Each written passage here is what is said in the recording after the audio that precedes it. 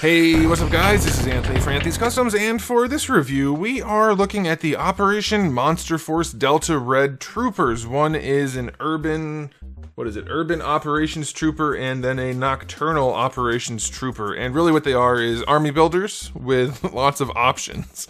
They're the same figure with different colors and lots of accessories. I think a lot of you are going to be very interested in these. Even if you're not going to collect this line, I think you're going to be interested in these just to have bunches of goons with cool guns and accessories and armor and helmets and things like that. They're kind of awesome. But they are the army builder goons, or at least some of them for this line. So this is going to be a somewhat quicker review, I think. But they're still pretty cool, so let's go ahead and get them off the stand and take a closer look. Okay, before we get into the review, I do want to show you my packages. Here they are. You can see which one is which. This is the Urban Operations Trooper, and this is the Nocturnal Operations Trooper. And like I said, they're the same figure, other than the accessory color and paint scheme on the figures, except for something that I noticed. They both show having these forearm pieces here, except on the actual figures, this guy doesn't have the forearm pieces. He just has standard sleeves, so they're not exactly the same, and I'll show you that again once we get into it. But yeah, these are made, they're Big Bad Toy Store exclusive. They are made by, I guess, Big Bad Workshop and Fresh Monkey Fiction. I'm gonna have to ask them, like, who's designing these, who's making these, the whole deal. But they have their own little comics on the inside. You can see the figure right there. That's pretty good. The packaging is nice. I imagine the comics are different. No, these guys have the same comic, it looks like. So all the troopers are probably going to be just generic. Because, yeah, they're all there. So that makes sense, I guess. But normally they get their own comic. Alright, decent packaging. I like it. These guys are available for pre-order, by the way. There's a link in the description below. I think they come out next month, or at least they're supposed to. And they come in at, I'll have to check again, but I'm pretty sure it's $37 across the board for all of the standard releases. So yeah, these guys are pretty cool. Let's do a question of the day. Are you guys into army building, or are you not into army building? And if so, which lines do you do it with? I have never really army built, because I don't have enough room for the main characters, let alone army building. But that's what we have here. Alright, so these guys are basically the same figure as the Van Helsing figure that I already reviewed. So I'm going to go a little bit quicker for heights and articulation and everything. See that review up there. It'll either be up there in a little white circle, or it'll be down in the description below, depending on your platform. They are essentially the same figure. These guys have like knee pads and they have like different forearms and things, but essentially they're the same. So for articulation, see that. But I'll show you the aesthetic here, because these guys definitely look different. I love the way they're doing their head sculpts and the paintwork on there. It doesn't even look like Tampo, so it might not be, but like if you look at the teeth, for instance, it's really, really clean. It looks great at this scale. I love the face paint. I love the styling. I'm not a big fan of the hairdo, but whatever. Unfortunately for these guys, I'd never see the faces because their alternate heads are really, really cool. But yeah, these guys look nice. They're loaded with detail, loaded with sculpt. Very, very cool looking. This guy's a little more simple because he doesn't have the camo or anything, but he still looks nice, and he still can be kitted out with a crazy amount of gear. Just tons. But there's lots of dry brushing, lots of washes, lots of detail work. The knee pads look real. They look really good. That's a nice paint job there. So he's cool. This guy looks even better if you ask me. The black and gray camo is pretty solid.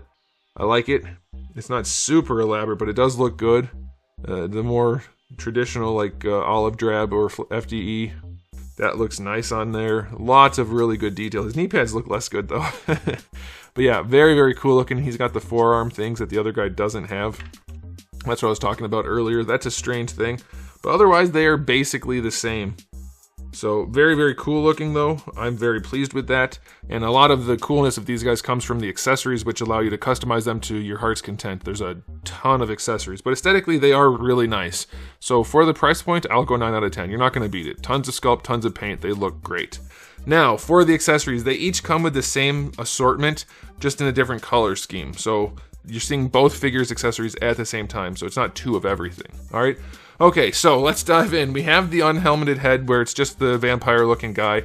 That's pretty cool. Then you get the helmeted head where it has the faceplate and the eyes show, like the visor-type eyes and the details, and just like a tech helmet. Really cool. Love that. Then you get the even cooler helmet, which is less techy, but you have the face inside that's really well done, and the flip-up visor face shield thing. That's awesome. Love the paint on that.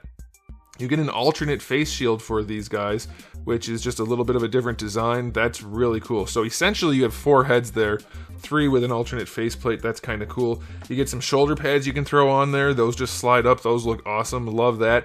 You get some elbow pads to match the knee pads. Those look really good. Get a couple of thigh carrier type things that have like connection points for like holsters or whatever. So speaking of which, you get a whole bunch of different holsters and pouches and sheaths and things, and all the things that should be functional are.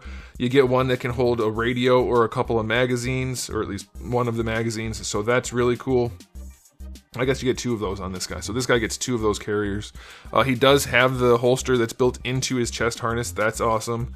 You get a whole set of combat hands. No ungloved hands on this guy, but you do get the combat hands. You get the knife, and then you get the SCAR, the rifle. That looks really good. Very nicely done with the removable magazine. That's cool.